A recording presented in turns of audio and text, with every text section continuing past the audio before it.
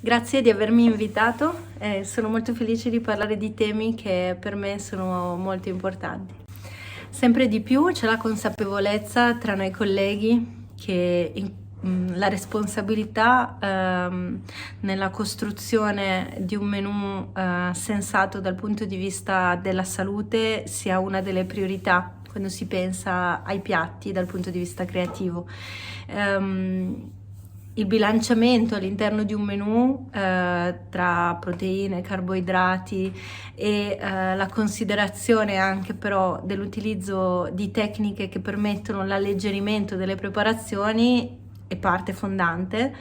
Sempre di più noi possiamo poi oltretutto utilizzare nei grassi e nelle preparazioni tutta una serie di informazioni che sono sempre più disponibili da parte della ricerca, e quindi sì, credo che possiamo avere un ruolo da questo punto di vista impattando sulla vita dei clienti che vengono a trovarci, ma credo anche che in realtà tutta la ricerca che noi facciamo nelle nostre cucine dal punto di vista tecnico sempre di più verrà applicata poi anche fuori dalle nostre cucine.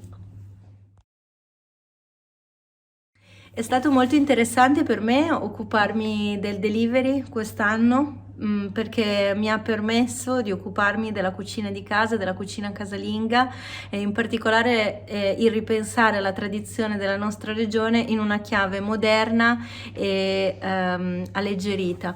È stato bellissimo portare nelle case le lasagne, il ragù, le tagliatelle, ma anche penso agli stracotti, al goulash, a tutta una serie di preparazioni a cui in realtà si è abituati, però con le tecniche e l'attenzione alle cotture dell'Argina Venco. Sempre quando penso a un piatto, il mio pensiero ovviamente parte al momento dell'approvvigionamento, quindi al momento dell'acquisto o della raccolta dell'ingrediente. E sempre quando penso a un ingrediente, penso anche poi a sprecarne meno peso possibile in chiave di costruzione del piatto.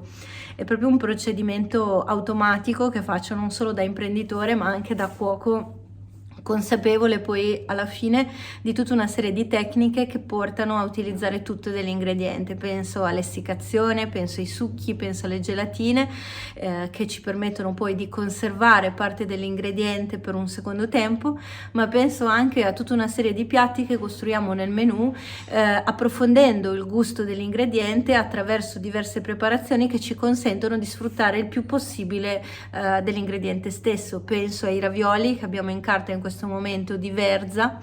Il cuore della verza viene stufata in brevissimo tempo ed è il ripieno in purezza del raviolo.